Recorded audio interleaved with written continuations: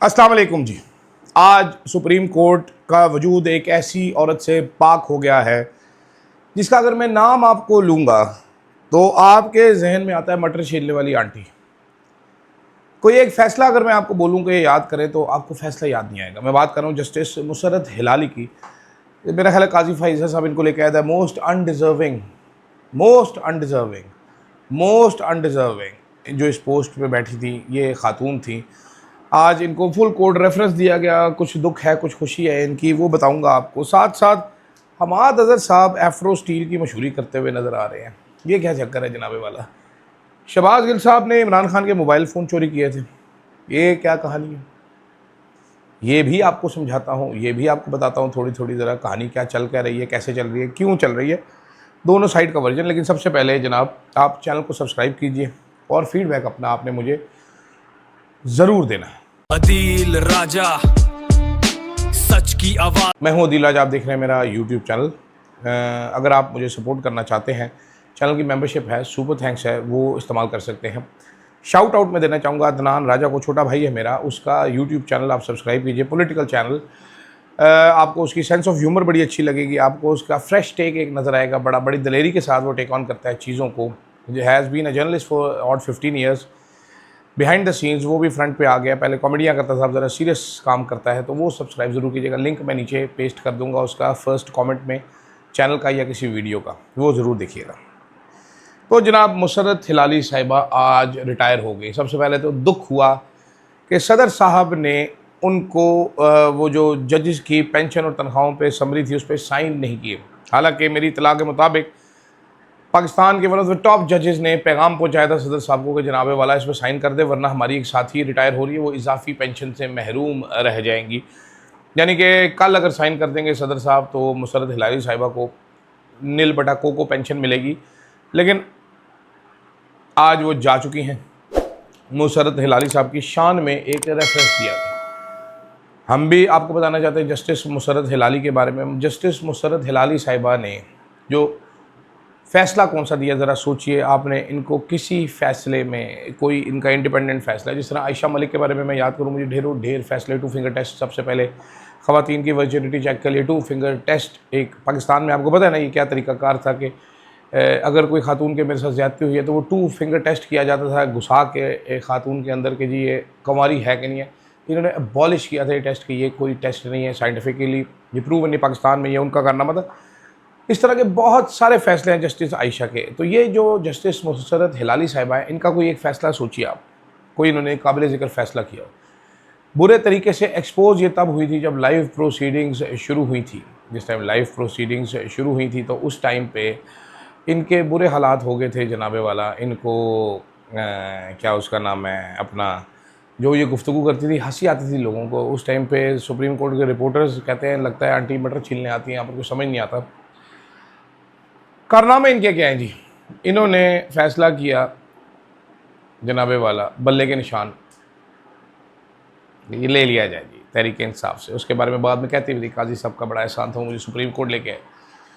Civilians का trial किया जा सकता है फौजी अदालतों में, तहरीक इंसाफ से मखसूस नशिस्तें छीन ली जाएँ। ये 3 फ़ैसले इनके करियर पे हैं। ये वो खातून थी जिनके वजूद से आज पाक हो गई है सुप्रीम कोर्ट। इन्होंने अपने फ़ैसलों से वफाक को कमज़ोर किया, पाकिस्तान की पॉलिटिक्स को कमज़ोर किया, डेमोक्रेसी को कमज़ोर किया। इन्होंने अपने नाकारा फ़ैसलों से सुप्रीम कोर्ट को कमज़ोर किया है। और आज इनके साथी जजेस परेशान है कि इनकी पेंशन कम रह जाएगी। यार अगर सदर साहब साइन करते तो ये हमसे और ज़्यादा पैसा ले जाती है अपने नाकिस फ़ैसलों को। अल्लाह ही रहम करे। इस किस्म के किरदार तारीख़ में हमेशा मिट जाया करते हैं या गाली खाते हैं। तो काजी फ़ाइज़ा के साथ आज इनकी एक साथी पहुंच चुकी हैं, बाकी सारे भी पहुंचेंगे और तमाम उम्र गाली खाएंगे। मुसर्रत हिलाली साहब ने तो शादी नहीं की, इनके वो बच्चे नहीं हैं, तो इनकी आल औलाद ये गाली खाने से महरूम रह जाएगी। काजी की तो आल औलाद भी ये गाली खाती आएगी। दूसरी तरफ जनाबे वाला शहबाज गिल साहब के बारे में कहा जा रहा है कि जी इन्होंने बड़ी जासूसी की इमरान खान साहब की। इमरान खान साहब के 2 फ़ोन जो हैं वो चोरी कर लिए इन्होंने और उनकी जगह उनको बग्ड फ़ोन एक दे दिया। ये कहा है कल शफ़ी जान साहब ने, जो कि इंफॉर्मेशन मिनिस्टर हैं KPK के। और इससे पहले शहबाज गिल साहब जो हैं वो अमेरिका में रिहाइश पजीर हैं, वो इमरान खान के चीफ़ ऑफ स्टाफ थे। उन्होंने एयरवे न्यूज़ पे एक बयान दिया था जिसके बाद उनको बेईमाना तशद्दुद का निशाना बनाया गया था। उनको दिन दहाड़े गिरफ़्तार किया गया था, गाड़ी तोड़ के मारा कुटा गया था बहुत ज़्यादा। शहबाज गिल साहब को इसी केस में मुझे नॉमिनेट किया गया था, अरशद साहब को, अम्माद यूसुफ को उठा लिया गया था घर से। स्टूपिड तरीन केस बनाया गया था, वेरी स्टूपिड केस, बहुत स्टूपिड केस था। खैर शहबाज गिल साहब ज़मानत कराने के बाद उन्होंने बड़े ड्रामे किए, वो भाग गए, पाकिस्तान से निकलने में कामयाब हो गए। He got very lucky. Shehbaz Gill साहब जनाब गंडापुर पे भी तनकीद करते हैं। वो एक पाकिस्तान के बड़े यूट्यूबर हैं जिनको अज़मा बुखारी यूट्यूबर कहती है ना। मेरा ख्याल है सबसे बड़े नहीं होंगे तो सेकंड थर्ड नंबर पे, टॉप 3 में शहबाज गिल साहब ज़रूर आते हैं। बहुत सारे लोग उनको सुनते हैं, तहरीक इंसाफ वाले बहुत सारे लोग सुनते हैं।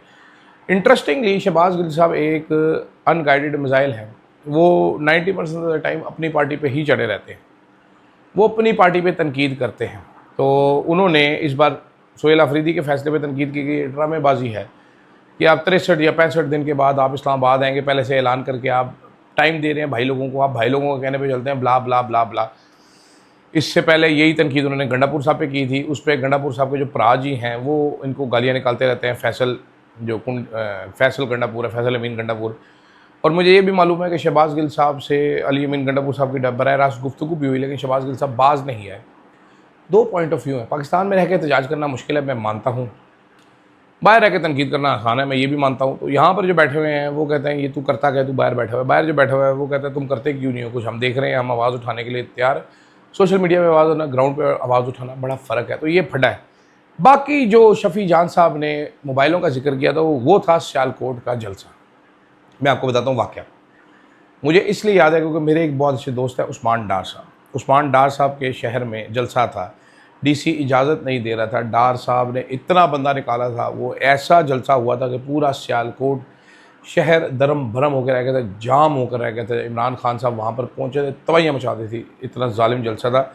इमरान खान साहब जलसे में अपने मोबाइल फ़ोन लेकर नहीं जाते थे, वो कहते थे मैं गुजरता हूँ, मोबाइल कोई निकाल लेता है। तो ये बड़ी पुरानी बात है, ये इस्टेब्लिशमेंट की तरफ से भी आता है, कभी शहबाज गिल मुखालिफ उनकी तरफ से भी आता है कि जनाबे वाला इमरान खान। अब मुझे ये पता है कि इमरान खान साहब जहाज़ में अपने मोबाइल छोड़ के थे, जब वापस आए तो वो मिले नहीं। उस टाइम पे तहरीक इंसाफ वालों ने कहा एजेंसियों वाले ले गए पायलटों से कह के। मुश्किल टाइम था, पायलटों को भी डराया जाता था कि इनको जहाज़ ना दो, ये ना दो, वो ना दो। बाद में फिर कर्टसी एजाज सईद और चंद और लोग कि जी इमरान खान के मोबाइल इसने चोरी करके एजेंसियों को दे दिए, शहबाज गिल ने ये किया वो किया, और एक बग्ड फ़ोन ला के इमरान खान को दे दिया। अब शफ़ी जान साहब की ये बात मैं मान सकता हूँ, हो सकता है शहबाज गिल साहब ने चोरी कर ली,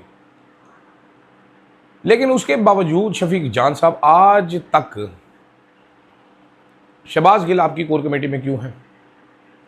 और आप कह रहे हैं कि इमरान खान ने उसको बनिकाला में बंद कर दिया था और फिर बाद में उसको निकाल दिया था पार्टी से, लेकिन इमरान खान ने तो उसको जेल से बैठ के उसको नॉर्थ अमेरिका का तर्जुमान लगाया, आपको हिदायत की कि इसको कोर कमेटी में रखो, उसके बाद भी उसके लिए रैली भी की।